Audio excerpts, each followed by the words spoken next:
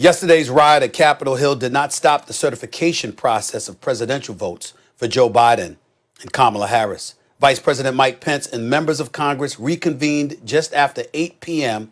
after Trump-backed rioters tried to overtake the U.S. Capitol. Joining us from just outside of D.C. is Washington football team head coach Ron Rivera. Thanks for joining us, Coach. Your practice facility in Ashburn, Virginia is about 33 miles away from the state capitol, sir. What time did you hear about what was going on, and what did you make of what you saw yesterday, sir? What did you think about what happened today in D.C.? I think it was ridiculous.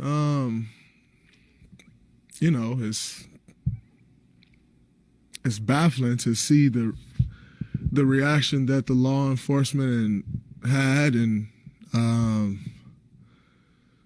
whoever else was involved from a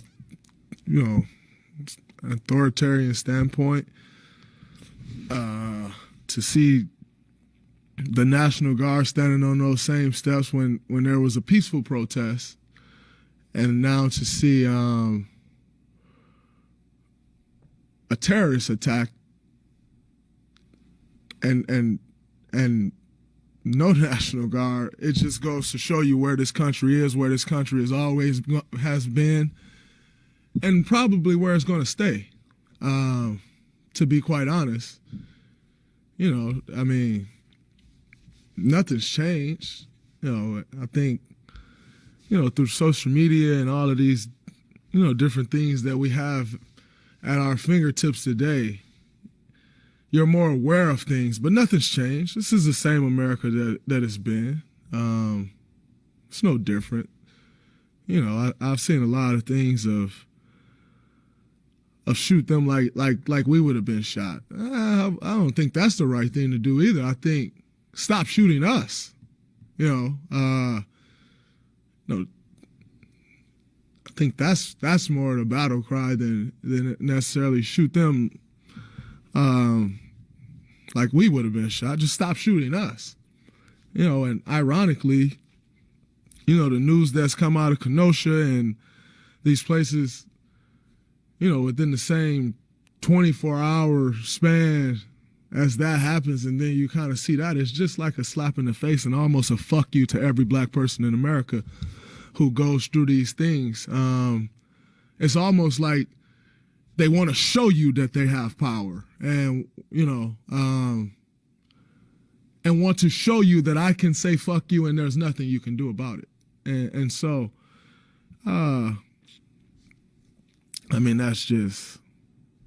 that's just what this country is. That's what this country's been. And like I said before, that's where this country probably will stay. Draymond, Marcus Morris said, gosh, once we walked off the practice field, I heard all the buzz around the facility. And so we flipped on the television and we saw it, and it was disturbing. It surely was, to see the violence at our nation's capital. That really was disappointing. Go ahead, Max. Coach, Coach, you were brought in as the head coach of a dysfunctional franchise to partly change the culture, which you have clearly done. Everyone knew your reputation preceded you as a highly competent NFL head football coach. Did you have any thoughts about a kind of culture that leads to this sort of insurrection in the very city in which your team calls home? To be honest with you, the whole attitude and thought process here was really just changing the way we looked at things and our attitude. The biggest thing that we all decided, more so than anything else, was that we were not going to be judged on what we used to be. We're going to be judged on who we're becoming. And when you look at what's going on in society today, people don't approach it that way. But I will say this: in Georgia, Stacey Abrams did that. She lost. She didn't go out and make a big fuss about it the wrong way. She went about it the right way, and that's what's impressive. That's how you change a culture. That's how you change an attitude. That's how you change a mindset. Okay, great. I lost. This is what I'm going to do. I'm going to go out and I'm going to beat on the doors. I'm going to go out and I'm going to speak at these different events, and I'm going to alert people to what we can do. I'm going to alert people to how we can become to me, that's the kind of role model you want. And the thing that I've learned, to be honest with you, because I was one of those early on that, I don't think athletes and coaches should get involved in politics, to where I'm one of those that realize that we do have a voice and people do listen to, and we've got to be the right kind of role models for people to follow. Coach, it's interesting that you say that, because sticking with this subject, at least partially, and parlaying that to your football team, when you talked about instilling a culture change per se, I want to know how difficult it was, if it were difficult at all, to insert that change in light of all the things that have gone on in the year 2020 as it pertains to social justice issues. Do you see that it's been more challenging, or to some degree less challenging, because obviously football players appear to be more conscientious and more aware and alert than ever before, because obviously they have to be with the NFL stars being as big as they are? Yeah, you're right about that, Stephen. And to be honest with you, I think it was a lot easier because there was so much change that people wanted outside of us as well.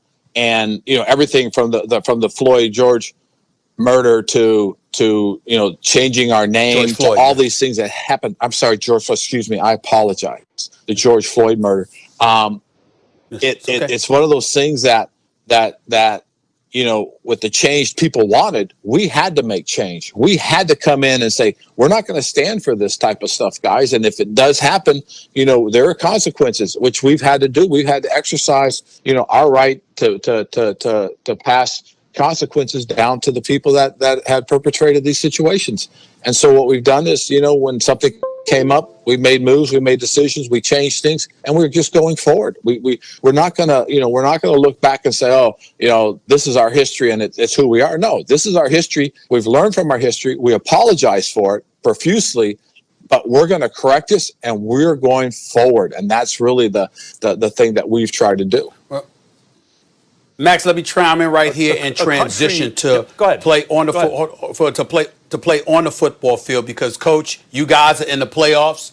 You've won your division. But before I ask you my next question, I want you to hear some sound that you've already heard, no doubt, from your rookie, Chase himself, talking about Tom Brady. Could you play this for me, folks, please? Could you play that video? Tom Brady, I'm coming.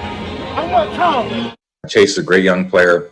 He went to Ohio State, so naturally I think the Ohio State-Michigan thing wears off on him a little bit. I understand that. But we're prepared for a tough challenge, and should be a fun game. He's a rookie, yet he's your defensive captain, and we know why, because he's an absolute stud. For the record, I have no problem with what he said whatsoever, but I'm not his coach. You are. What were your thoughts about it? Right. Well, my thoughts on the issue is, oh boy. But the truth of the matter is, if you know who he is and you understand how much he loves the game, that was his really, man, I get to play against Tom Brady. I'm playing against the GOAT. And I don't know if you heard his comment from yesterday, but he said, someday when I tell my kids, I'll be able to tell my kids, I played against him.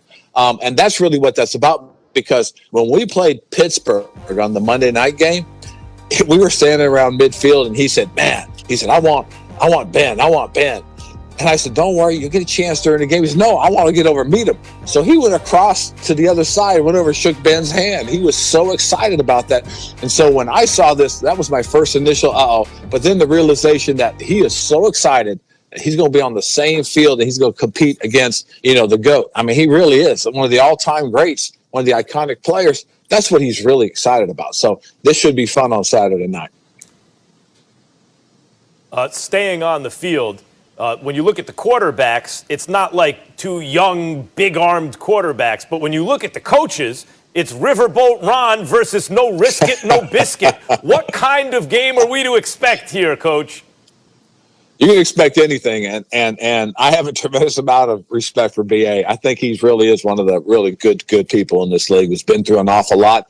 He's another guy that has, in my opinion, the right kind of attitude in terms of, hey, we want to just go out and have fun, see what happens, and that's really kind of his, because he's going to sling it all over the place, offensively and defensively. They're going to be very aggressive. They're going to attack, and we've got to be able to counter all that as it all happens. So this should be a good one. I'm excited about it. Coach, let me put you on the spot here. Obviously, people have been maligning the NFC East all season long because of the struggles record-wise teams have had, etc. We know that a playoff team has to come out of the division, but you guys obviously have improved tremendously. Your front four is vicious. It's something special to behold. I'm looking at that defense, but I will ask you this question. Do you have any issue whatsoever, even though you're the one benefiting from it this week, Coach, do you have any issue whatsoever if you have an inferior record, but you still get to host a home playoff game? No, I'm just never asking have. because I've been complaining about that for years. Yeah, I know. I've heard it too. I'm one of those that, as you look at it, I'm one of those that I've been through it, and I've been through it. This is my third time. I was on an 8-8 San Diego team that everybody says shouldn't be in, and then we turn around and we beat Indianapolis at home. Then I was on a 7-8-1 team, and we turned around and we beat an Arizona team at home. And each time we advanced, and each time we scared the heck out of the next team we played. So again, somebody has to come out of the division, and it's about winning the division first and foremost. It's also about just getting into the tournament. You know what I'm saying? Because if you look at it, in the NBA, they have teams that get into their playoffs with losing records or 500 records. But that's just the way it goes. And so from that point on, it's about what happens when you play the game. And so you have to have a winner from each division, and each divisional team that wins gets an opportunity to host. And that's just the rules. And we follow the rules. We play by the rules. I've been saying this for a while. Coach, we heard another divisional rival head coach, Joe Judge, whose team was, affected by the fallout of your game against the Eagles. Not mince words, talking about the decision that was made to take Jalen Hurts out late in that game. Now, you benefited from it, and you guys are in the playoffs. But how did you feel as a head coach and competitor in a game with playoff implications against a divisional rival about that move in the fourth quarter? I didn't realize it until somebody pointed it out. I'm sitting there watching, the defense and seeing what's going on, and then the realization that, hey, Hurts isn't in it. So, okay, good. That's good for us. And that was my approach. I mean, at the end of the day, guys, a head coach is going to do what they believe is best for their team. And they're going to go forward. When you're not playing for something at the end of the year, it's different. I've gone through that situation 3 times. And in each one of those situations, it is about doing what you think is best. I took Christian McCaffrey out of a game when he could have been a 1,000 guy. But I just couldn't risk the opportunity of him getting hurt at the end of the year for a game that didn't mean anything to us. So, again, as a head coach, you're going to do what you believe is best for your organization, period. Coach, before we let you get on out of here, we spoke about this off the air, but I felt compelled to ask you this for our audience because so many people care such a great deal about you and think of you as such a wonderful man as well as a wonderful coach. We know you've had your battle with cancer and what have you, and you're beating that battle. Can you tell us how you're feeling and how things are going for you right now? Well, thank you, Stephen. I'm actually feeling pretty good. I've finished my treatments. I'm in my 2nd month of recovery. You don't realize how strenuous the recovery is, after you've gone through something like that. And I'm just learning. I'm really, like my voice is I still struggle with my voice. My throat's still inflamed a little bit. My vocal cords are still agitated. But it's healing, and that's the huge plus right now is that I'm healing. I'm getting better. The doctors are positive about things so far. I have my big PET scan coming up at the end of this month, so a lot of things are pointing in the right direction for me. Coach, all the best to you on behalf of the show. We're very, very happy that you're in good health. We're looking forward to seeing you this weekend. Good luck this weekend against Tom Brady and the crew, Coach. You take care of yourself. I appreciate it. Thank you, guys. All right. Coach Ron Rivera, Washington football team. Always appreciate seeing him. Coming up on First Take, more reaction to the riots in our nation's capital and reactions from the world of sports in a minute.